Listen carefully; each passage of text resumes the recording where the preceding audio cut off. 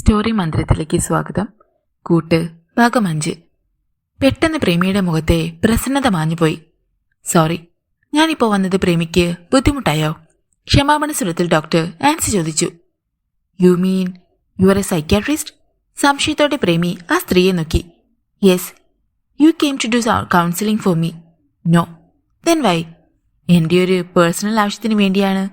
If you are not feeling well, ഞാൻ വേറൊരു ദിവസം വരാം. പ്രേമിക്ക് പെട്ടെന്ന് ഒരലിവ് തോന്നി. ജാടയൊന്നുമില്ലാത്തൊരു പാവം സ്ത്രീ, അവരെ നിരാശപ്പെടുത്തി വിടണ്ട. എന്തിനാണ് ഡോക്ടർ വന്നത്? അവൾ സൗമ്യ ശ്രദ്ധയിൽ തിരക്കി. Premi East Asia Tours and ട്രാവൽസിലല്ലേ വർക്ക് ചെയ്യുന്നത്? അതെ, എനിക്ക് ഒരു ഹെൽപ്പ് വേണമായിരുന്നു. ഡോക്ടർ ആൻസി അപ്പോഴും വാതിലിന് വെളിയിൽ തന്നെ നിൽക്കുകയായിരുന്നു. അതോർത്തപ്പോൾ പെട്ടെന്ന് പ്രേമിക്ക് ഒരു ജാലയം അനുഭവപ്പെട്ടു. ഡോക്ടർ പ്ലീസ് കം ഇൻ, അവൾ ക്ഷണിച്ചു. Thank you. പ്രേമി വാതിലിനടുത്ത് നിന്ന് പിന്നിലേക്ക് മാറി നിന്നപ്പോൾ ഡോക്ടർ ആൻസി മുറിയിലേക്ക് കയറി ചെന്നു. അവൾക്കപ്പോൾ റോസാപ്പൂക്കളുടെ ഒരു നേർത്ത ഗന്ധം അനുഭവപ്പെട്ടു. അതവൾക്ക് ഇഷ്ടമായി. ഡോക്ടർ ഇരിക്കൂ.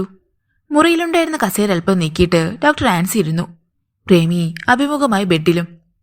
പ്രേമിയെക്കുറിച്ച് ഫ്ലോറൻസ് ആണ് എന്നോട് പറഞ്ഞത്. അറിയാമോ ഫ്ലോറൻസിനെ? ഡോക്ടർ ചോദിച്ചു.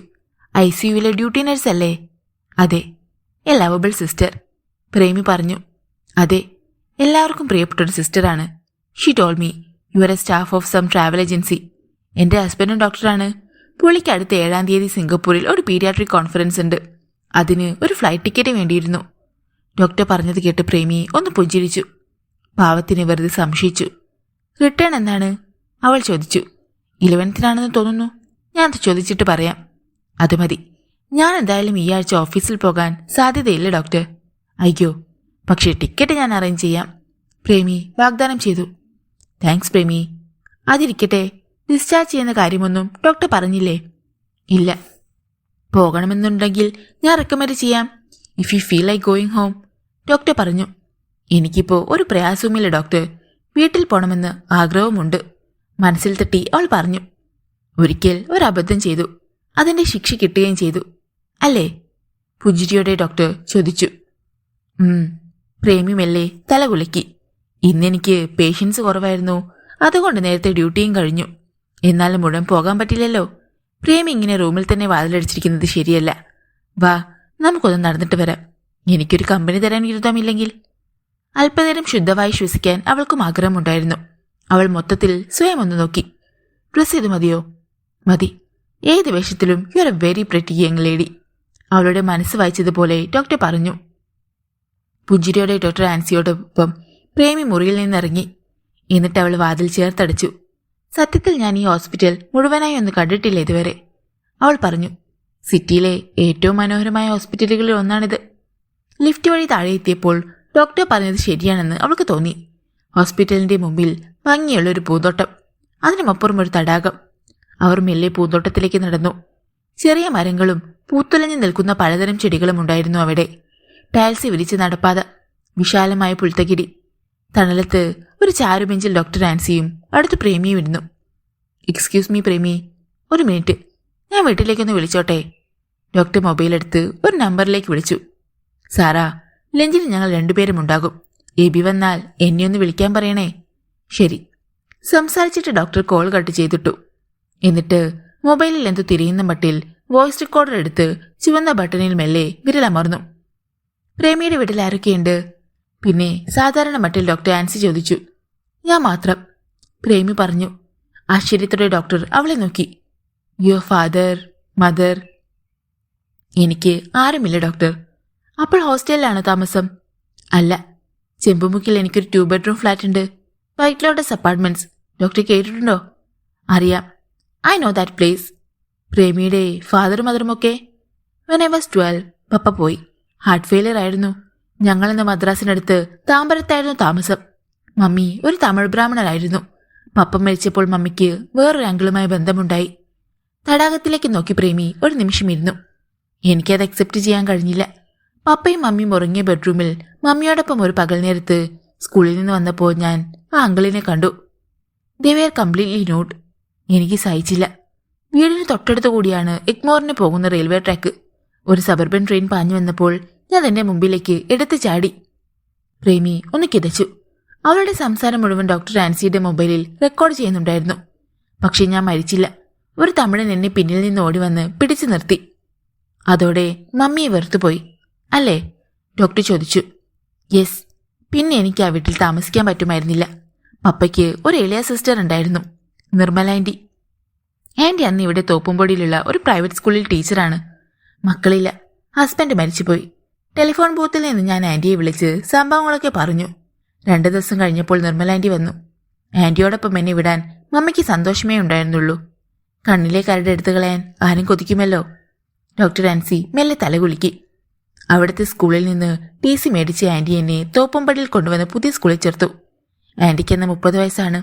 സ്നേഹിക്കാൻ ആരുമല്ലാതിരുന്ന ആൻറ്റിയുടെ ജീവിതം ഞാൻ എത്തിയതോടെ സ്വർഗതുല്യമായി.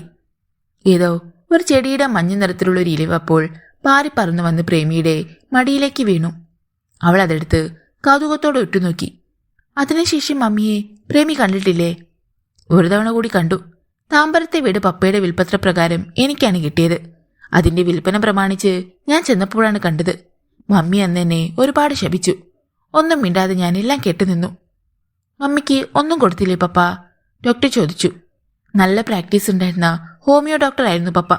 ക്ലിനിക്കും അതിനോട് ചേർന്നുള്ള ഇരുനില കെട്ടിടവും മമ്മിക്ക് കിട്ടി. എന്നിട്ടും ആർത്തി. ആന്റിയുടെ വീട്ടിൽ സുഖമായിരുന്നു പ്രേമിക്ക്. ജീവിതത്തിൽ ഏറ്റവും കൂടുതൽ സുഖവും സന്തോഷവും ഞാൻ അനുഭവിച്ചത് ആന്റിയോടൊപ്പം താമസിച്ച വർഷങ്ങളിലാണ്. ലോറൻസ് അങ്കിൾ ഞങ്ങളുടെ ജീവിതത്തിലേക്ക് കടന്നു വരുന്നത് വരെ. ആരാണ് ഈ ലോറൻസ് അങ്കിൾ? ആകാംക്ഷയോടെ ഡോക്ടർ ചോദിച്ചു. ഞാനിന്ന് തേവര സീക്രട്ട് ഹാർട്ടിൽ ഫൈനൽ ബികോമിന് പഠിക്കുകയാണ്. നിർമ്മലാൻറ്റിക്ക് ആ സമയത്ത് 38 വയസ്സാണ്. ആരോഗ്യമുള്ള ശരീരപ്രകൃതമായിരുന്നെങ്കിലും കാണാൻ അത്ര സൗന്ദര്യമുള്ള സ്ത്രീ ആയിരുന്നില്ല നിർമ്മലാൻറ്റി. സ്കൂൾ ടീച്ചറായത് കാരണം എന്നിട്ടും ചില ആലോചനകളൊക്കെ വന്നു. പക്ഷെ ആൻറ്റി ഒരു താല്പര്യവും കാണിച്ചതുമില്ല. പ്രേമി മുഖം തിരിച്ച് ഡോക്ടർ ആൻസിയുടെ മുഖത്തേക്കൊന്ന് നോക്കി. വരാനുള്ളതൊന്നും വഴിയിൽ തെങ്ങില്ലെന്ന് ഡോക്ടർ കേട്ടിട്ടില്ലേ? അതിൽ വിശ്വസിക്കുന്നുണ്ടോ? ചിലപ്പോഴൊക്കെ വിശ്വാസം തോന്നിയിട്ടുണ്ട്. എങ്കിൽ ഞാൻ പൂർണ്ണമായും വിശ്വസിക്കുന്നു. നമ്മുടെ ഈ കൂടിക്കാഴ്ച തന്നെ അതുകൊണ്ടാണ് സംഭവിച്ചത്. എത്രയോ വർഷങ്ങൾക്ക് ശേഷം അപരിചിതയായ ഒരു സ്ത്രീയുടെ മുമ്പിൽ മനസ്സ് തുറക്കണമെന്ന് എന്റെ ജീവിതത്തിൽ തീരുമാനിച്ചിരുന്നു. അതുകൊണ്ടാണ്. അപരിചിതയാണെങ്കിലും പ്രേമി എന്നെ വിശ്വസിക്കുന്നു. അതുകൊണ്ട് മാത്രമാണ്. ശരിയാ ഡോക്ടർ. സൈക്യാട്രിസ്റ്റ് ആണെന്ന് പറഞ്ഞപ്പോൾ തന്നെ വാതിലടിക്കാൻ തോന്നിയതാ എനിക്ക്. ഇല്ലാത്ത രോഗത്തിന് ആരെങ്കിലും എന്നെ ചികിത്സിക്കാൻ വന്നാൽ ഞാൻ സമ്മതിച്ചു കൊടുക്കുമോ? ഡോക്ടർ ആൻസി ഒന്ന് ചിരിച്ചു. പ്രേമിയോട് ഞാനൊരു സത്യം പറയട്ടെ. എന്താണ് ഡോക്ടർ? നോർമൽ മൈൻഡ് അല്ലെങ്കിൽ നോർമൽ പേഴ്സണാലിറ്റി എന്ന് പറയുന്നത് വെറും ഒരു കൺസെപ്റ്റ് മാത്രമാണ്. വെറും സങ്കല്പം. അങ്ങനെ ഒരാളെ നമുക്ക് കണ്ടുപിടിക്കാൻ പറ്റില്ല. ഇത്തിരി ഭ്രാന്തില്ലാത്ത ഒരു മനുഷ്യജീവിയുമില്ല. അതിൽ ഏറ്റക്കുറച്ചിലുണ്ടാകുമെന്ന് മാത്രം. ഡോക്ടർ പറഞ്ഞത് 100% ശരിയാണ്. ഞാൻ നോർമൽ അല്ലെന്ന് പലപ്പോഴും എനിക്ക് തോന്നിയിട്ടുണ്ട്. ആശ്ചര്യത്തോടെ അവൾ പറഞ്ഞു. ഞാനും നോർമൽ അല്ല പ്രേമി. നോർമൽ അല്ലാത്ത ഈ ഡോക്ടറാണ് അബ്നോർമലായ രോഗികളെ ചികിത്സിച്ച് സുഖപ്പെടുത്തുന്നത്. ഡോക്ടർ ആൻസി പറഞ്ഞു. ആൻസി ചേച്ചി എന്ന് ഞാൻ വിളിച്ചോട്ടെ? ഡോക്ടറെ എനിക്ക് അത്രയ്ക്ക് ഇഷ്ടമായി. കോൾ മീ ആൻസി ചേച്ചി. എനിക്ക് അനിയത്തി എന്ന് പറയാൻ ആരുമില്ല. ഒരു ലോറൻസ് അങ്കിളിന്റെ കാര്യം പ്രേമി പറഞ്ഞെങ്കിലും അത് കണ്ടിന്യൂ ചെയ്തില്ല. ഡോക്ടർ ഓർമ്മിപ്പിച്ചു. സോറി. അപ്പോഴേക്ക് സബ്ജക്റ്റ് മാറിപ്പോയി. തോപ്പുംപടിയിലെ ഞങ്ങളുടെ വീടിന് തൊട്ടു മുമ്പിൽ ഒരു ബാങ്ക് ഉണ്ടായിരുന്നു. അവിടെ സെക്യൂരിറ്റി ഗാർഡായി ജോലി കിട്ടി വന്നതാണ് ഈ ലോറൻസ് ചേട്ടൻ. മിലിറ്ററി സർവീസിലായിരുന്നു. പെണ്ണ് കിട്ടിയിട്ടില്ല. കാര്യമായ ബന്ധുക്കളുമില്ല. ബാങ്കിന്റെ താഴത്തെ നിലയിലുള്ള മുറിയിലായിരുന്നു താമസം. 40 വയസ്സ് വരും. കാണാൻ നല്ല വെളുത്ത സുന്ദരൻ. കാര്യം മനസ്സിലായി. പ്രേമിക്ക് അയാളോട് പ്രേമം തോന്നി അല്ലേ? അവളെക്കുറിച്ച് കൂടുതൽ അറിയാൻ വേണ്ടി ഡോക്ടർ ആൻസി വെറുതെ ചോദിച്ചു. അയ്യോ ചേച്ചി, അങ്ങനല്ല സംഭവിച്ചത്. നിർമ്മല ആന്റിയോട് അയാൾക്കാണ് പ്രേമം തോന്നിയത്. ആദ്യമൊക്കെ ആന്റി പിടിച്ചു നിന്നെങ്കിലും ഒരു മനസ്സ് കൈവിട്ടുപോയി. 1 മാസം കഴിഞ്ഞപ്പോൾ അവർ കെട്ടി. അത്ര പെട്ടെന്നോ? അതാണ് പ്രേമത്തിന്റെ ശക്തി.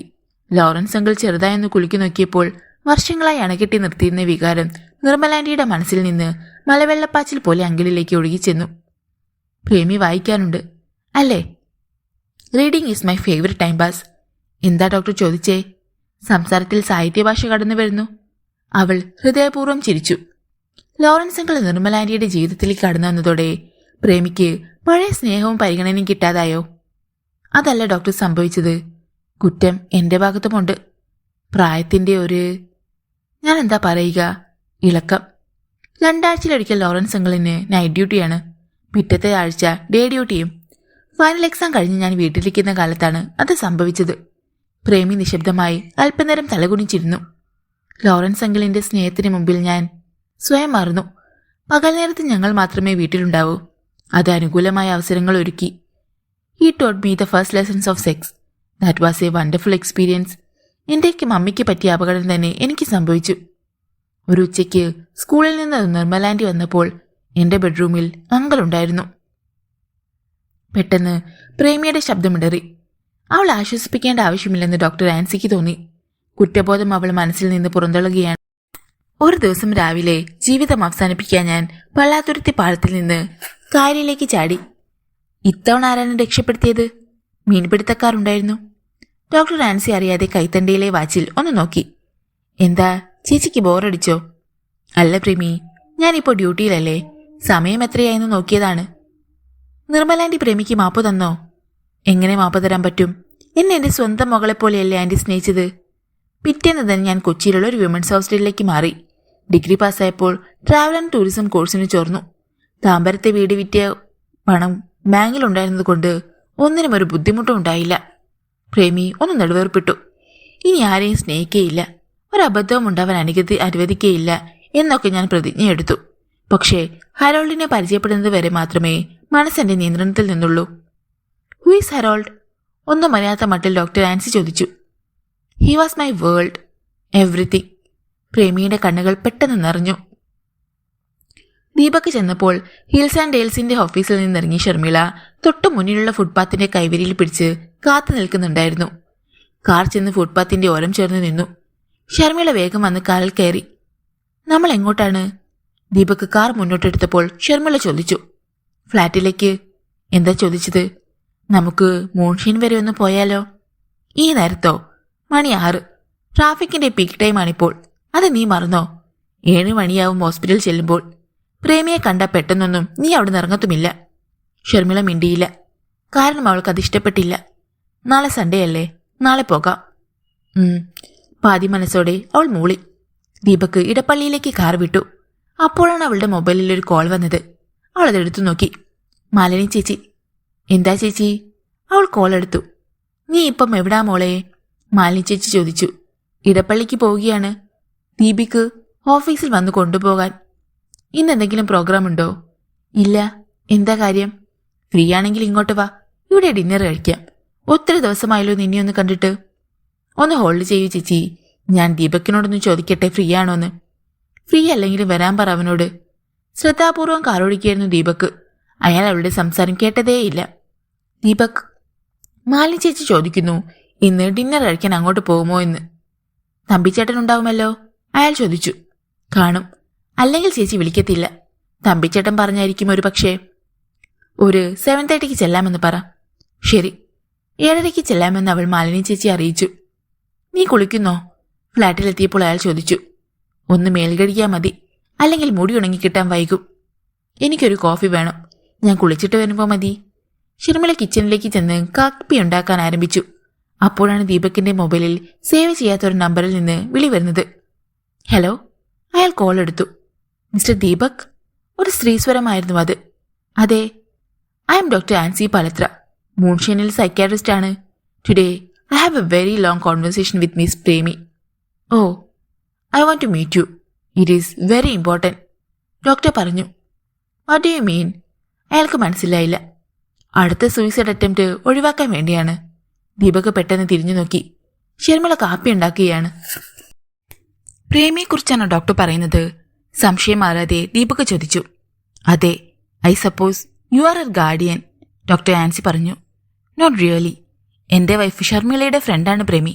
അവൾക്കിവിടെ ബന്ധുക്കളൊന്നുമില്ലാത്തതുകൊണ്ടും എന്റെ വൈഫ് ഡൽഹിയിലായിരുന്നതുകൊണ്ടുമാണ് ഞാൻ പ്രേമിയെ ഹോസ്പിറ്റലിൽ അഡ്മിറ്റ് ചെയ്തത്. ദീപക് വിശദീകരിച്ചു. അതായിരിക്കും സത്യം. പക്ഷെ ഹോസ്പിറ്റൽ റെക്കോർഡിൽ പ്രേമിക്ക് വേണ്ടി ബന്ധപ്പെടാനുള്ള ആളിന്റെ പേര് ദീപക് എന്നാണ്. അത് ശരിയാണ് ഡോക്ടർ. അവളുടെ ഗാർഡിയൻ ഞാനല്ലെന്ന് മാത്രമേ സൂചിപ്പിച്ചുള്ളൂ, അയാൾ പറഞ്ഞു. I understand. താങ്കളെക്കാൾ കൂടുതൽ ഉത്തരവാദിത്തമുള്ള ആരെങ്കിലും ഉണ്ടെങ്കിൽ please give me the name and number. ഞാൻ കോൺടാക്ട് ചെയ്തോളാം, ഡോക്ടർ ആൻസി പറഞ്ഞു. അങ്ങനെ ആരെങ്കിലും ഉള്ളതായിട്ട് എനിക്കറിയില്ല ഡോക്ടർ. ഞാനും വൈഫും കൂടി വന്ന് ഡോക്ടറെ കാണാം. No problem. എത്ര മണിക്കാണ് എത്തേണ്ടത്? നാളെ വരാൻ പറ്റുമോ? Around 4 in the afternoon. ഉച്ച കഴിഞ്ഞ് 4 മണി. ആ സമയത്ത് എന്തെങ്കിലും അപ്പോയിന്റ്മെന്റ് ഉണ്ടോ എന്ന് ദീപക് ഒന്ന് ഓർത്തു നോക്കി. ഒന്നുമില്ല. പക്ഷെ ഷർമിളയ്ക്ക് ആ നേരത്ത് ഹോസ്പിറ്റലിൽ വന്നാൽ മതിയോ ഡോക്ടർ? മതി. എന്റെ കൺസൾട്ടിംഗ് റൂം ഫസ്റ്റ് ഫ്ലോറിലാണ്. I will expect you at 4 PM doctor പറഞ്ഞു. I will be coming. Please bring your wife also if possible. Sure. Thank you. Call കട്ടായി. പ്രേമിയുടെ റിസ്ക് പീരീഡ് അവസാനിച്ചിട്ടില്ലെന്നാണ് ഡോക്ടർ ആൻസി പറയുന്നത്. അവൾ വീണ്ടും ഒരു ശ്രമം കൂടി നടത്താൻ സാധ്യതയുണ്ടെന്ന്. അതെങ്ങനെ തടയാൻ പറ്റുമെന്നതിനെക്കുറിച്ച് സംസാരിക്കാനായിരിക്കുമോ കാണണമെന്ന് ഡോക്ടർ പറഞ്ഞത്. ഷർമിള ഒരു കപ്പ് കാപ്പിയുമായി വന്നു. ഡോക്ടർ ആൻസിയുമായി സംസാരിക്കുന്നത് അവൾ കേട്ട് കാണും. പക്ഷെ ആരാണ് വിളിച്ചതെന്ന് അവൾക്ക് മനസ്സിലായി കാണില്ല. ഇതാ കാപ്പി, ഞാനുടൻ വരാം. കാപ്പി അയാളെ ഏൽപ്പിച്ചിട്ട് അവൾ ബാത്റൂമിലേക്ക് പോയി. എന്തെങ്കിലും ഫോൺ കോൾ വന്നാൽ ആരാണ് വിളിച്ചതെന്ന് ഷർമി ഒരിക്കലും ചോദിക്കാറില്ല. അക്കാര്യത്തിൽ അയാൾക്ക് അവളോട് ബഹുമാനമുണ്ട്. മിക്ക ഭാര്യമാരും അങ്ങനെയല്ലെന്ന് അയാൾക്കറിയാം.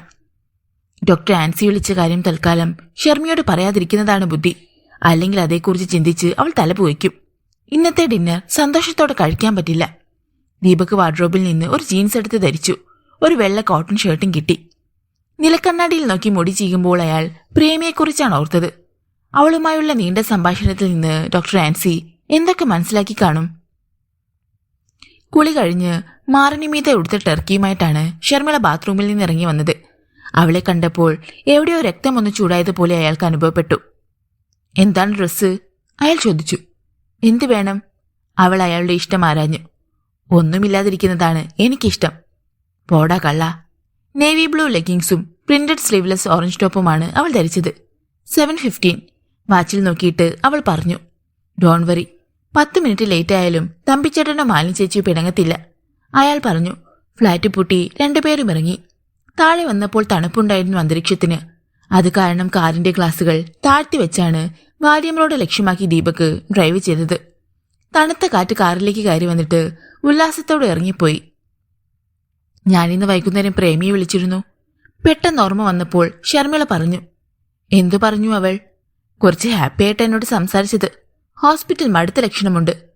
അതെങ്ങനെയല്ലേ വരൂ, ഒന്നും മിണ്ടാൻ പോലും ആരുമില്ലാതെ, അയാൾ പറഞ്ഞു. പക്ഷെ ഇന്ന് ഒരു സൈക്യാട്രിസ്റ്റ് അവളെ ചെന്നാൽ കണ്ടിട്ടുണ്ടായിരുന്നു. ഡോക്ടർ ആൻസി. ട്രീറ്റ്മെന്റിന്റെ ഭാഗമായിട്ടല്ല ചെന്നത്. അവളുടെ ഹസ്ബൻഡിന് ഒരു ഫ്ലൈറ്റ് ടിക്കറ്റ് വേണമായിരുന്നു. ഓഫീസിലേക്ക് വിളിച്ചു പറഞ്ഞ് അവൾ അത് അറേഞ്ച് ചെയ്തു കൊടുത്തു. അവളപ്പോൾ നോർമൽ ലൈഫിലേക്ക് തിരിച്ചു വന്നുകൊണ്ടിരിക്കുന്നു. അതെ, ഡോക്ടർ ആൻസിയോട് അവൾ ഇന്ന് ഒരുപാട് സംസാരിച്ചെന്ന് പറഞ്ഞു. ആ സ്ത്രീയെ കണ്ടപ്പോൾ അവൾക്ക് എന്തോ ഒരുതരം അടുപ്പമോ വിശ്വാസമോ തോന്നിയെന്ന്. കുറെ ദിവസമായി അവൾക്ക് സംസാരിക്കാൻ ആരുമില്ലായിരുന്നല്ലോ, അയാൾ പറഞ്ഞു. യെസ്, അതായിരിക്കാം കാരണം. വാര്യം റോഡിലെത്തി പത്മസൂര്യ എന്ന ബംഗ്ലാവിന്റെ ഗേറ്റിന് മുന്നിൽ ചെന്ന് കാർ നിന്നു. ഹോൺ മുഴക്കേണ്ടി വന്നില്ല. അതിനു മുമ്പ് നേപ്പാളി കാവൽക്കാരൻ വന്ന് ഗേറ്റിന്റെ പാളികൾ രണ്ടും തുറന്നുവെച്ചു.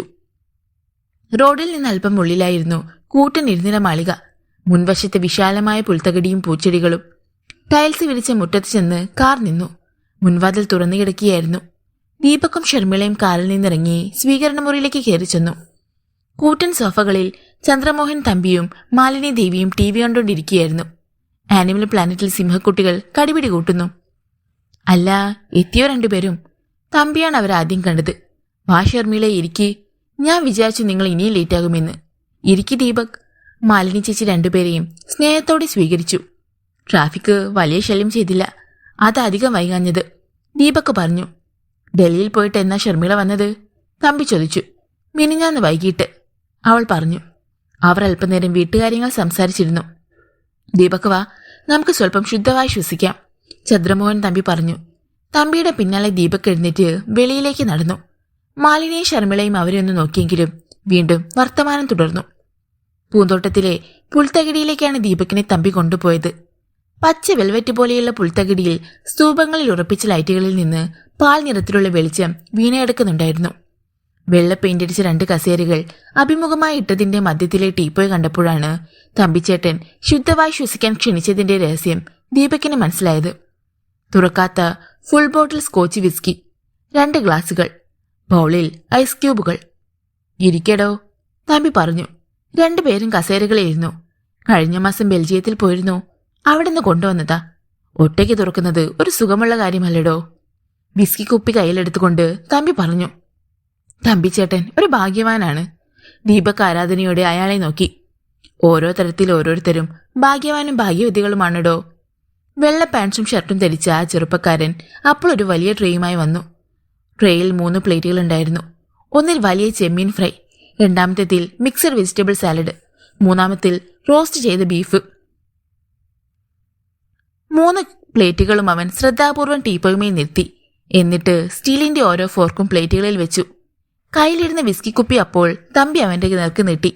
അവനത് വാങ്ങി വിദഗ്ധ പരിശീലനം ലഭിച്ചവനെ പോലെ കുപ്പി തുറന്ന് 2 ഗ്ലാസുകളിലും കൃത്യമായ അളവിൽ വിസ്കി വീഴ്ത്തിയിട്ട് സ്പൂൺ ഉപയോഗിച്ച് 2 വീതം ഐസുകട്ടകൾ എടുത്തിട്ട് ടീപ്പോയ്ക്കുമേൽ വെച്ചു. അരവിന്ദ പൊയ്ക്കോ, എന്തെങ്കിലും ആവശ്യമുണ്ടെങ്കിൽ വിളിക്കാം, തമ്പി പറഞ്ഞു. അവൻ മെല്ലെ തിരിഞ്ഞു നടന്നു. ഒരു ഗ്ലാസ് തമ്പി എടുത്ത് ദീപക്കിന് നീട്ടി. പിടിക്ക്. അയാൾ അത് വാങ്ങി. രണ്ടാമത്തെ ഗ്ലാസ് തമ്പി എടുത്തു. ചിയേഴ്സ്. 2 പേരും ഗ്ലാസുകൾ മുട്ടിച്ചിട്ട് ഓരോ കവിൾ കുടിച്ചു. താൻ വലിക്കില്ലല്ലോ? പോക്കറ്റിൽ നിന്ന് സിഗരറ്റ് പാക്കറ്റും ലൈറ്ററും എടുത്തുകൊണ്ട് തമ്പി ചോദിച്ചു. ഇല്ല. ഞാനൊന്ന് വലിക്കട്ടെ? ബുദ്ധിമുട്ടില്ലല്ലോ? ഇല്ല ചേട്ടാ, എനിക്ക് എല്ലാ ദുസ്വഭാവങ്ങളും ഉണ്ടോ. അത് പറഞ്ഞ് തമ്പി ഒന്ന് ചിരിച്ചു. സിഗരറ്റിന് തീപിടിപ്പിച്ച് ആദ്യത്തെ പുക എടുത്തു കഴിഞ്ഞപ്പോഴാണ് അയാളുടെ മൊബൈലിൽ ഒരു കോൾ വന്നത്. അയാൾ അതെടുത്തു നോക്കി. മധു, നീ ഇതെവിടെയാണ്? വിളിച്ചത് കണ്ടു, പക്ഷെ തിരക്ക് കാരണം തിരിച്ചു വിളിക്കാൻ മറന്നു. ഞാനിപ്പോ ഒരു ഫ്രണ്ടിന്റെ കൂടെയാണ്. ഏയ്, നീ വിചാരിക്കുന്ന പോലെയുള്ള ഫ്രണ്ടല്ല. നാളെ വിളിക്കാം, മറക്കില്ല. പുഞ്ചിരിയോടെ അയാൾ മൊബൈൽ തിരികെ വെച്ചു. മധുവായിരുന്നു. മാധുരി, ഒരു അഡ്വക്കേറ്റിന്റെ ഭാര്യയാണ്. തമ്പിയുടെ പുഞ്ചിരിയിൽ എല്ലാം അടങ്ങിയിരുന്നു. തമ്പിച്ചേട്ടനെ കണ്ടാൽ ഏത് പെണ്ണിന് ഇഷ്ടം തോന്നാത്തത്? ദീപക് പറഞ്ഞു. അയാൾ ഒന്ന് ചിരിച്ചു. ദീപക് പറഞ്ഞത് ശരിയായിരുന്നു. 38-40 വയസ്സേ തമ്പിച്ചേട്ടന് കാണൂ. വെളുത്ത് നല്ല ആരോഗ്യ ദൃഢഗാത്രൻ, ഇഷ്ടം പോലെ സ്വത്ത്, മറൈൻ ഡ്രൈവിൽ വലിയ ഓഫീസ്, മാസത്തിലൊരു വിദേശയാത്ര. പണം മോഹിച്ചുള്ള ഇഷ്ടങ്ങൾക്ക് ഞാൻ വില കൽപ്പിക്കാറില്ല ദീപക്, അതിൽ നിന്ന് ഒഴിഞ്ഞു നിൽക്കുകയുള്ളൂ. പക്ഷേ സ്നേഹത്തിന്റെ പേരിലുള്ള ഇഷ്ടം, ഞാൻ അതിനെതിരെ മുഖം തിരിക്കാറുമില്ല. ഫോർക്കുകൊണ്ട് ഒരു ചെമ്മീനെടുത്ത് അയാൾ വായിലിട്ടു. എന്റെ ടീനേജിൽ എനിക്കൊരു തെറ്റിദ്ധാരണയുണ്ടായിരുന്നു. പെണ്ണുങ്ങളെക്കാൾ ആണുങ്ങൾക്കാണ് വികാര തീവ്രത കൂടുതലെന്ന്, ധൈര്യമെന്ന്. പക്ഷേ ഇപ്പോ ഞാൻ പറയും മറിച്ചാണെന്ന്. നമ്മൾ അവരുടെ കയ്യിൽ വെറും കളിപ്പാവകൾ. ദീപക് ആശ്ചര്യത്തോടെ അയാളെ നോക്കി. അയാൾ പൊട്ടിച്ചിരിച്ചു. ചന്ദ്രമോഹൻ തമ്പിയുടെ രസകരമായ സംഭാഷണം കേട്ടിരിക്കുന്നതിനിടയിൽ 3 ലാർജ് കഴിച്ചതും പ്ലേറ്റുകൾ ശൂന്യമായതും ദീപക് അറിഞ്ഞില്ല. സമയം കടന്നു പോകുന്നത് മാലിനിയും ഷർമിളയും അറിഞ്ഞില്ല. കയ്യിൽ വൈൻ ഗ്ലാസുകളുമായി അവർ മുകൾ നിലയിലെ ബാൽക്കണിയിലിരുന്നു.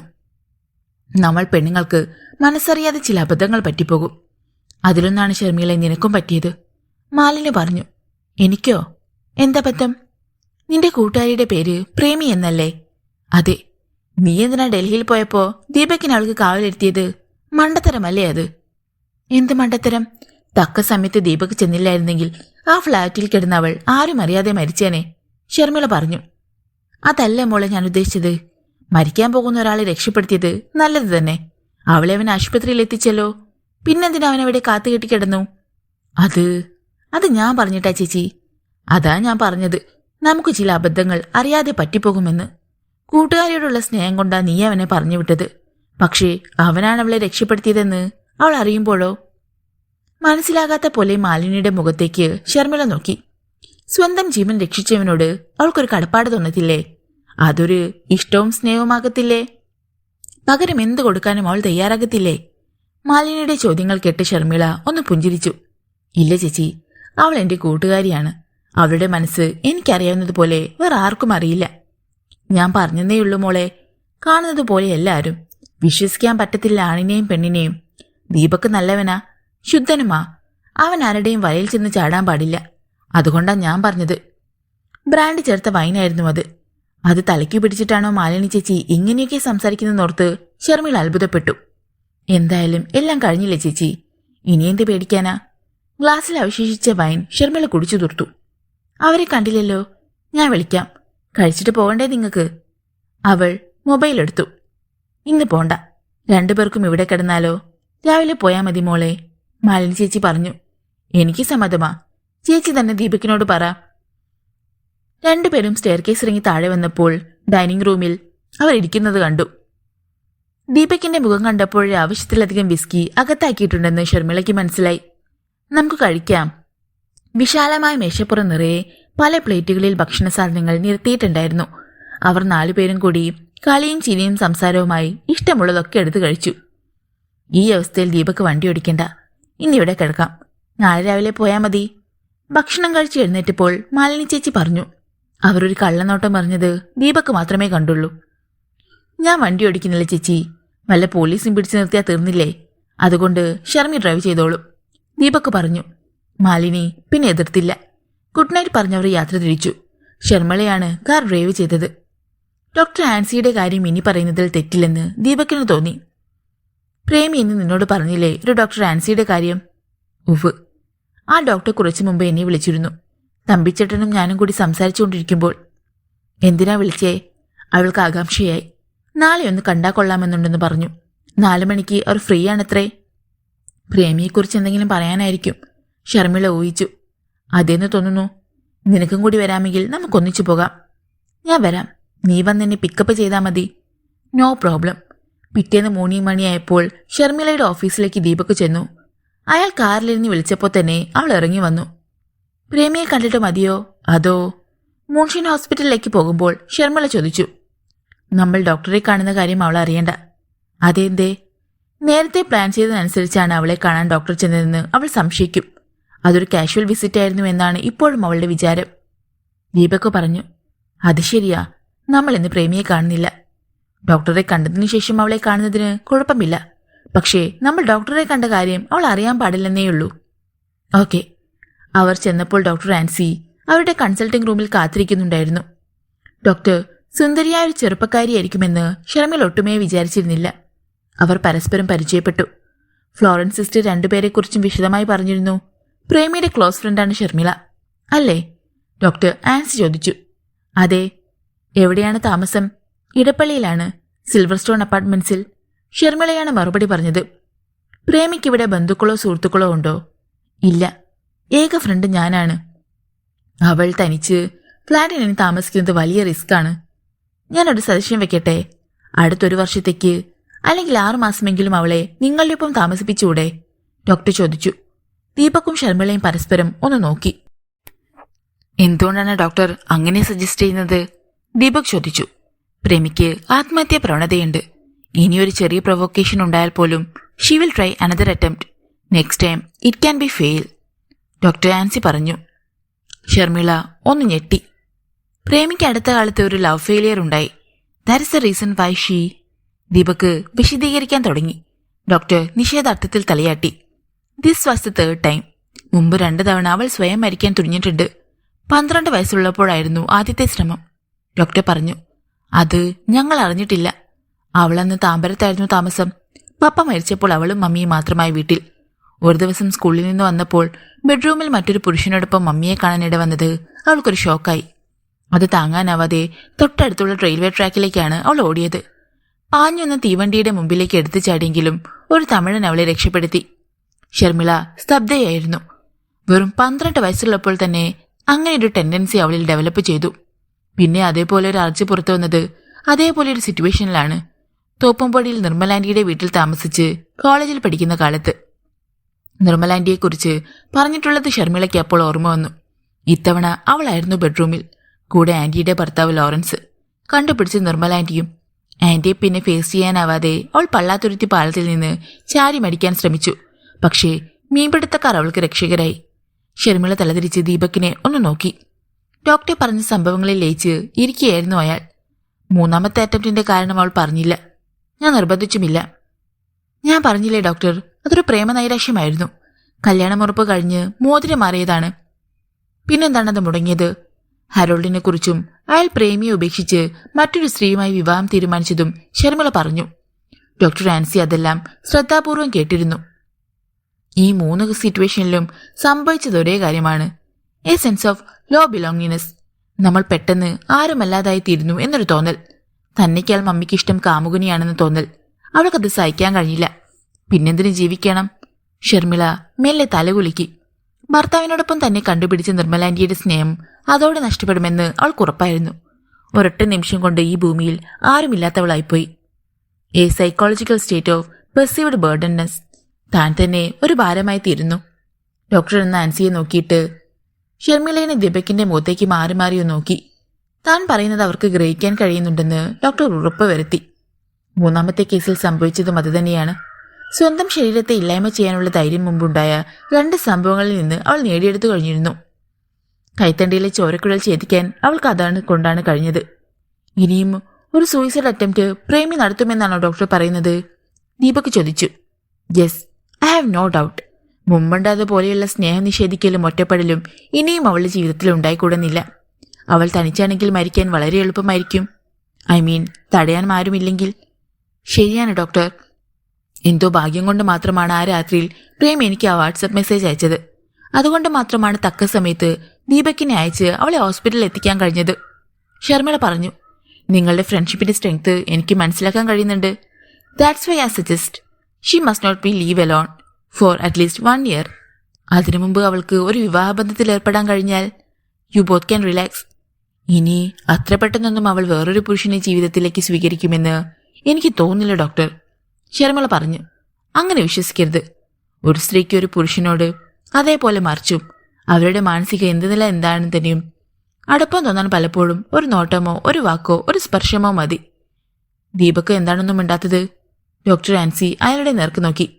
I was just listening. Doctor പറഞ്ഞത് തെറ്റല്ലെന്നാണ് എന്റെയും അഭിപ്രായം. അയാൾ പറഞ്ഞു. 2 ദിവസം കഴിഞ്ഞാൽ പ്രേമിയെ ഡിസ്ചാർജ് ചെയ്യാം.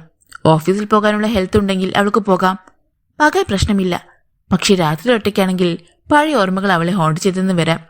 ഒരു നിമിഷ നേരത്തേക്ക് സെൽഫ് കൺട്രോൾ നഷ്ടപ്പെട്ടെന്ന് വരാം. അവളെ ഞങ്ങൾ ഇനി ഒറ്റയ്ക്കാക്കിയില്ല ഡോക്ടർ. ഇനി അവളുടെ ജീവിതം ഒരു ദുരന്തത്തിലേക്ക് നീങ്ങാൻ ഞങ്ങൾ സമ്മതിക്കുകയില്ല. ഷർമിള ഉറപ്പിച്ചു പറഞ്ഞു. Very good. I congratulate U. Doctor Ancy അവളുടെ കൈപിടിച്ച് കുലുക്കി. കുറെ നാളത്തേക്ക് ചില മെഡിസിൻ കഴിക്കേണ്ടി വരും പ്രേമിക്ക്. അതവൾ കൃത്യമായി കഴിക്കണമെങ്കിൽ ആരെങ്കിലും ശ്രദ്ധിച്ചാലേ പറ്റൂ. അല്പനേരം കൂടി ഡോക്ടറുടെ ഉപദേശങ്ങളും നിർദ്ദേശങ്ങളും കേട്ട് അവർ അവിടെ ഇരുന്നു. പിന്നെ യാത്ര പറഞ്ഞിറങ്ങി. നമുക്ക് പ്രേമിയെ കണ്ടിട്ട് പോകാം, ഷർമിള പറഞ്ഞു. ഇന്ന് കാണണ്ട, ദീപക് എതിർത്തു. അതെന്താ? നമ്മൾ ഡോക്ടറെ കണ്ടു കാണുമെന്ന് അവൾ സംശയിക്കും. അല്ലെങ്കിൽ തന്നെ ഡോക്ടറിൽ നിന്ന് അറിഞ്ഞ കാര്യങ്ങൾ ഓർക്കാതെ നമ്മൾ പറഞ്ഞു പോകും. അത് ശരിയാണെന്ന് ഷർമിളയ്ക്ക് തോന്നി. വാർഡിലേക്ക് പോകാതെ അവർ പാർക്കിംഗ് ഏരിയയിലേക്ക് നടന്നു. ഷർമിള ഓരോന്ന് സംസാരിച്ചെങ്കിലും ദീപക് ഒന്നും മിണ്ടിയില്ല. ഞാൻ ഡ്രൈവ് ചെയ്യാം, അവൾ പറഞ്ഞു. കാറിന്റെ ചാവി അവൾക്ക് കൊടുത്തു. ഷർമിളയാണ് ഇടപ്പള്ളിയിലേക്ക് കാർ ഓടിച്ചത്. ദീപക് പാസഞ്ചർ സീറ്റിൽ ആലോചനയോടെ ഇരുന്നു. പ്രേമിയെ കൂടെ താമസിപ്പിക്കുന്ന കാര്യം അയാൾക്ക് ചിന്തിക്കാൻ പോലും സാധിച്ചില്ല. തങ്ങളുടെ ജീവിതവുമായി അവളുടെ ജീവിതം കൂട്ടിക്കൊടുക്കുന്നത് സമ്മതിക്കാൻ പറ്റില്ല. അവൾക്ക് അവളുടെ വഴി. ഇപ്പോഴത്തെ ഈ വീഴ്ചയിൽ നിന്ന് അവൾ എത്രയും വേഗം കരകയറും. പക്ഷേ അവർ ഫ്ളാറ്റിലെത്തി. വേഷം മാറിയിട്ട് ഷർമിള കിച്ചണിലേക്ക് പോയി. അവൾ 2 കപ്പ് കാപ്പിയുണ്ടാക്കി ലിവിംഗ് റൂമിലേക്ക് വന്നു. സോഫയിൽ എന്തോ ആലോചിച്ചിരിക്കുകയായിരുന്നു ദീപക്. കോഫി, അവൾ പറഞ്ഞു. അവൾ നീട്ടിയ കാപ്പി അയാൾ വാങ്ങി. അവൾ അയാളുടെ അടുത്തിരുന്നു. എന്താ നിനക്കൊരു ആലോചന? അവൾ ചോദിച്ചു. പ്രേമിയെ ഇങ്ങോട്ട് കൊണ്ടുവരാമെന്ന് നീ പറഞ്ഞത് സീരിയസ് ആയിട്ടാണോ? അയാൾ ചോദിച്ചു. അതെ, ഞാൻ നോക്കിയിട്ട് അതാണ് ബെസ്റ്റ് പ്ലാൻ. ഏതെങ്കിലും ഒരു നല്ല ഹോസ്റ്റലിൽ. നോ ദീപക്, അവിടെയും അവൾ ഒറ്റപ്പെട്ടു പോകും. ഒരു സിംഗിൾ റൂം കിട്ടാൻ സാധ്യത വളരെ കുറവാണ്. പിന്നെ ഒരു സ്ട്രേഞ്ചറുടെ ഒപ്പം റൂം ഷെയർ ചെയ്യാൻ അവൾ തയ്യാറാകുകയുമില്ല, ഷർമിള വാദിച്ചു. എന്റെ അഭിപ്രായം അവളുടെ ഫ്ലാറ്റിൽ തന്നെ താമസിക്കുന്നതാണ് നല്ലതെന്നാണ്. ഇനി അങ്ങനെയൊന്നും സംഭവിക്കുകയില്ല. ഒരു അഫെയറിൽ അവൾ ചെന്ന് ചാടുകയുമില്ല. അവൾ അവിടെ സേഫ് ആയിരിക്കും. പിന്നെ നമ്മളുണ്ടല്ലോ ഇവിടെ, ഇടയ്ക്കൊക്കെ കാണാം എന്ന് വിളിച്ചു ചോദിക്കാം. അയാൾ അവളെ നിരുത്സാഹപ്പെടുത്തി. സമ്മതിച്ചു. പക്ഷെ വീണ്ടും എന്തെങ്കിലും സംഭവിച്ചാൽ ജീവിതകാലം മുഴുവൻ എനിക്കൊരു മനസ്സമാധാനവും കിട്ടുകയില്ല. കുറ്റബോധം എന്നെ മരിക്കും വരെ വേട്ടയാടും. ഡോക്ടറുടെ ആ വാണിങ് അവഗണിച്ചതോർത്ത്. എനിക്ക് വിരോധമുണ്ടായിട്ടല്ല പ്രേമി. പക്ഷേ അവൾ ഇവിടെ വന്നാൽ നമ്മുടെ ലോകം ബെഡ്റൂമിലേക്ക് ചുരുങ്ങിപ്പോകും. ദീപക് ഉദ്ദേശം എന്താണെന്ന് ഷർമിളയ്ക്ക് കൃത്യമായി മനസ്സിലായി. ഒരുതരം വൈൽഡ് ലൈഫ് മേക്കിംഗ് ആണ് ദീപക്കിന് താല്പര്യം. അവൾക്കും അതിഷ്ടമാണ്. ബെഡ്റൂം മാത്രമല്ല അതിന് വേദിയാകുന്നത്. ചിലപ്പോൾ ലിവിംഗ് റൂം, കിച്ചൺ, ബാത്റൂം, രാത്രിയാണെങ്കിൽ ബാൽക്കണിയിൽ പോലും. കാപ്പിക്കപ്പ് ടീപ്പോയിന്മേൽ വെച്ചിട്ട് അവൾ ഇരുകൈകളും കൊണ്ട് അയാളുടെ കഴുത്തിലിട്ട് ചുറ്റിപ്പിടിച്ചു. ഡോണ്ട് വറി, പകൽ സമയങ്ങളിൽ അവളിവിടെ കാണുകയില്ലല്ലോ. നമ്മളൊന്ന് വന്നാ പോരെ? അല്ലെങ്കിൽ തന്നെ ഞാൻ അവളോട് പറയാം, ഉറങ്ങാൻ കിടന്ന പിന്നെ ഒരു കാരണവശാലും വാതിൽ തുറക്കരുതെന്ന്. ഷർമിള അയാളുടെ ചുണ്ടുകളിൽ അമർത്തി ചുംബിച്ചു. അതോടെ അയാൾ നിശബ്ദനായി. വാതിലിൽ ആരോ മുട്ടിയപ്പോൾ പ്രേമി എയർബാഗിൽ വസ്ത്രങ്ങൾ അടുക്കി വെക്കുകയായിരുന്നു. അവൾ ചെന്ന് കതക് തുറന്നു. റൗണ്ട്സിന് വന്ന ചീഫ് ന്യൂറോളജിസ്റ്റ് ഡോക്ടർ സ്റ്റാൻലി പെരേരയും 2 സിസ്റ്റർമാരുമായിരുന്നു അത്. ഗുഡ് മോർണിംഗ് പ്രേമി, പ്രസന്നമായ മുഖത്തോടെ ഡോക്ടർ പറഞ്ഞു. Good morning. ഡോക്ടർ മുറിയിലേക്ക് കയറി വന്നു. ഇന്ന് പ്രേമി നല്ല സന്തോഷത്തിലാണല്ലോ. അതെ ഡോക്ടർ, ഇന്നെന്നെ ഡിസ്ചാർജ് ചെയ്യുമെന്നാണ് പറഞ്ഞത്. യെസ്, ഇന്ന് പ്രേമിക്ക് വീട്ടിലേക്ക് പോവാം. But you have to take medicine for next 30 days. 1 pill in the morning and 1 before you go to bed. Okay? Okay doctor. അവളുടെ കേസ് ഷീറ്റ് വാങ്ങി ഡോക്ടർ എന്ത് എഴുതിയിട്ടു. Have a nice time. All the best. Thank you doctor. പോകാനുള്ള തയ്യാറെടുപ്പുകൾ വീണ്ടും പ്രേമി ആരംഭിച്ചു. ശരീരത്തിന്റെ ക്ഷീണം മാറിയിട്ടുണ്ട്. വേണമെങ്കിൽ നാളെ തന്നെ ഓഫീസിലേക്ക് പോയി തുടങ്ങാം. അവിടെയെല്ലാം ഇപ്പോൾ അലങ്കോലപ്പെട്ട് കിടക്കുകയായിരിക്കും. ചെന്നിട്ട് വേണം സാറമ്മച്ചേടത്തിയോട് പറഞ്ഞ് ഫ്ലാറ്റ് ഒന്ന് ക്ലീൻ ചെയ്യിപ്പിക്കാൻ. കുറെ നാളത്തേക്ക് പലരുടെയും ചോദ്യങ്ങൾക്ക് ഉത്തരം പറയേണ്ടി വരും. തുറിച്ചു നോട്ടങ്ങൾ നേരിടേണ്ടി വരും. വലിയ മണ്ടത്തരമാണ് ചെയ്തതെന്ന് ഇപ്പോഴാണ് മനസ്സിലാകുന്നത്. വീണ്ടും വാതിലിൽ മുട്ടി. അവൾ ചെന്ന് വാതിൽ തുറന്നു. പുഞ്ചിരിയോടെ ഫ്ലോറൻസ് നൈറ്റിംഗേൽ വിലയിൽ നിൽക്കുന്നുണ്ടായിരുന്നു. പോവാ അല്ലേ? അവൾ ചോദിച്ചു. അതെ. അവൾ ഉള്ളിലേക്ക് കയറി ചെന്നു. ബിൽ റെഡിയായിട്ടുണ്ട്, ഓഫീസിൽ നിന്ന് കൊണ്ടുവരും. അവൾ പറഞ്ഞു. പേ ചെയ്യാൻ എന്റെ ഫ്രണ്ട് വരും. ദീപക്കാണോ? അല്ല, ഷർമിള. വൈഫിന്റെ കൂട്ടുകാരിയെ ഇത്രയേറെ കെയർ ചെയ്യുന്ന വേറൊരു ഹസ്ബൻഡിനെ ഞാനിതുവരെ കണ്ടിട്ടില്ല. അറിയാതെ പ്രേമിയുടെ മുഖം തൊടുത്തു. ഏയ്, അതൊന്നുമല്ല. ഷർമിയെ പേടിച്ചാ? No, it was genuine. I know that. Florence വിട്ടില്ല. He's a loving friend. പ്രേമിക്ക് അത് അംഗീകരിക്കേണ്ടി വന്നു. ട്രേയിൽ നിന്ന് ഒരു ടാബ്ലറ്റ് എടുത്ത് ഫ്ലോറൻസ് അവൾക്ക് കൊടുത്തു. അവൾ അത് വാങ്ങി വായിലിട്ട് വെള്ളം കുടിച്ചു. എന്റെ ഡ്യൂട്ടി തിരികെയാണ്. നമ്മൾ ഇനി കാണുകയില്ല, ഫ്ലോറൻസ് പറഞ്ഞു. മാരേജിന് എന്നെ ക്ഷണിക്കണം, മറക്കരുത്, പ്രേമി പറഞ്ഞു. ഫ്ലോറൻസ് പുഞ്ചിരിച്ചു. See you. അവൾ പോയി. പ്രേമി മൊബൈൽ എടുത്ത് അവൾ ജോലി ചെയ്യുന്ന ഈസ്റ്റ് ഏഷ്യ ട്രാവൽസിലേക്ക് വിളിച്ചു. വിവേകാണ് ഫോൺ എടുത്തത്. വിവേക്, ഇത് ഞാനാണ് പ്രേമി. ഇന്ന് ഹോസ്പിറ്റൽ വിടുമെന്നല്ലേ നീ പറഞ്ഞത്? ഫ്ലാറ്റിലെത്തിയോ? ഇല്ല, ഉച്ചയായിട്ടേ പോകൂ. വിജയ് സാർ ഓഫീസിലുണ്ടോ ഇന്ന്? വീട്ടിൽ നിന്ന് ഇറങ്ങിയിട്ടുണ്ടെന്ന് പറഞ്ഞു. എത്തിയില്ല ഇതുവരെ. നീ എന്നാണ് ഇനി വരുന്നത്? ഞാൻ റെഡിയാണ്. സാറിനോട് അക്കാര്യം സംസാരിക്കാനാണ്. Call him after 1 hour. നീ വിളിച്ച കാര്യം ഞാൻ പറഞ്ഞേക്കാം. ശരിയടാ. 1 മണിക്കൂർ വേണ്ടി വന്നില്ല. അല്പനേരം കഴിഞ്ഞപ്പോൾ വിജയമോഹന്റെ കോൾ വന്നു. പ്രേമി വിളിച്ചിരുന്നുവെന്ന് വിവേക് പറഞ്ഞു. അതെ sir, I would like to join office at the earliest. Are you physically okay? Yes sir, and mentally also, അവൾ പറഞ്ഞു. അയാളൊന്ന് ചിരിച്ചു. Good, we missed you a lot. നാളെ കഴിഞ്ഞ് ഞാൻ വന്നാലോ sir? No problem. Thank you sir. നാളെ കഴിഞ്ഞ് ഓഫീസിൽ പോയി തുടങ്ങാം. നാളെ ഒരു ദിവസത്തെ തയ്യാറെടുപ്പ്. അത് നന്നായി. മണി 11. ഷർമിള ഇതുവരെ വന്നില്ലല്ലോ. ഓഫീസിലൊന്ന് ചെന്നിട്ടേ വരൂ എന്നാണ് അവൾ രാവിലെ വിളിച്ചപ്പോൾ പറഞ്ഞത്. അവൾ വന്നിട്ട് വേണം ഫ്ലാറ്റിൽ ചെന്ന് ക്രെഡിറ്റ് കാർഡ് എടുപ്പിക്കാൻ. അല്പനേരം കഴിഞ്ഞപ്പോൾ ഷർമിളയുടെ വിളി വന്നു. ഞാൻ വന്നുകൊണ്ടിരിക്കുകയാണ്. ദീപക് കൊണ്ടോ കൂടെ? ഇല്ല. നിനക്കൊരു കാര്യം ചെയ്യാമോ? നേരെ വൈറ്റ് ലോട്ടസിലോട്ട് പോ. ബെഡ്റൂമിൽ എൻ്റെ ഹാൻഡ് ബാഗ് ഉണ്ട്. അതിൽ നിന്ന് ക്രെഡിറ്റ് കാർഡ് എടുക്കണം. എന്ന് ഫ്ലാറ്റിന്റെ ചാവി സെക്യൂരിറ്റി സ്റ്റാഫ് ഫൽഗുനൻ പിള്ളയുടെ കയ്യിൽ കൊടുക്കണം. ഞാൻ ചെല്ലുമ്പോഴേക്ക് ഫ്ലാറ്റ് ഒന്ന് ക്ലീൻ ചെയ്യിക്കാൻ പറയണം. ഞാൻ ഹോസ്പിറ്റലിന്റെ അടുത്തെത്താറായി. ഇനിയിപ്പം തിരിച്ചു പോകാൻ ബുദ്ധിമുട്ടാണ്. എന്തായാലും ഞാൻ അവിടെ വന്നിട്ട് ബാക്കി കാര്യങ്ങൾ തീരുമാനിക്കാം, ഷർമിള പറഞ്ഞു. കോൾ കട്ടായി. സാരമില്ല, അവൾ വരട്ടെ. 1/2 മണിക്കൂർ കഴിഞ്ഞ് ഷർമിള വന്നപ്പോൾ ദീപക്കിന് എന്നെന്തോ അർജന്റ് മീറ്റിംഗ് ഉണ്ട്, അല്ലെങ്കിൽ അവനും വന്നേനെ, അവൾ പറഞ്ഞു. അത് സാരമില്ല, നീ വന്നല്ലോ, അത് മതി. ബില്ല് കിട്ടിയില്ലേ?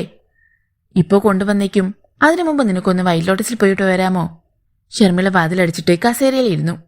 ബില്ലടിക്കാനാണെങ്കിൽ ഞാൻ അത് പേ ചെയ്തിട്ടാണ് വരുന്നത്. ആശ്ചര്യത്തോടെ പ്രേമി അവളെ നോക്കി. എത്രയാ എമൗണ്ട്? അതൊക്കെ നമുക്ക് പിന്നെ പറയാം. ഞാനിപ്പോൾ വന്നത് നിന്നെ കൊണ്ടുപോകാനും കൂടിയാണ്. ഞാൻ റെഡിയാണ്. എല്ലാം പാക്ക് ചെയ്ത് വെച്ചിരിക്കുക. വൈറ്റ് ലോട്ടസിലേക്കല്ല നമ്മൾ പോകുന്നത്, ഷർമിള പറഞ്ഞു. പിന്നെ? മനസ്സിലാകാതെ പ്രേമി നോക്കി. സിൽവർ സ്റ്റോണിലേക്കാണ് നമ്മൾ പോകുന്നത്. വൈ? തൽക്കാലം കുറേ ദിവസം നീ ഞങ്ങളോടൊപ്പം താമസിക്കുന്നു. ഷർമിളയുടെ മുഖത്തേക്ക് തന്നെ നോക്കി പ്രേമി ഒരു നിമിഷം ഇരുന്നു. അത് ശരിയാവില്ല. പിന്നെ? അവൾ പറഞ്ഞു. അതെന്താ? വേണ്ട ഷർമി, നീ എൻ്റെ ഫ്രണ്ടൊക്കെയാണ്. പക്ഷേ വേണ്ട. I will be an intruder. No, never. അങ്ങനെയൊന്നും നീ വിചാരിക്കേണ്ട. നിനക്കെന്നെ സഹിക്കാൻ പറ്റും, കാരണം നമുക്ക് പരസ്പരം അറിയാം. പക്ഷേ ഈ സജഷൻ എന്റെയല്ല, ദീപക്കിൻ്റെതാണ്, ഷർമിള പറഞ്ഞു. വിശ്വസിക്കാനാവാതെ പ്രേമി അവളെ തുടിച്ചു നോക്കും. സത്യം? Yes, believe me. ഒടുവിൽ ഞാൻ നിങ്ങൾക്കൊരു ശല്യമായി തരുമോ? ഇല്ല പ്രേമി, എന്നെപ്പോലെ തന്നെയാണ് ദീപക്ക് നിനക്കും. A very good friend, a sincere loving friend. നിന്നോട് ഒരു പ്രത്യേക ഇഷ്ടം തന്നെയുണ്ട് അവന്. പ്രേമി പെട്ടെന്ന് മന്ദഹസിച്ചു.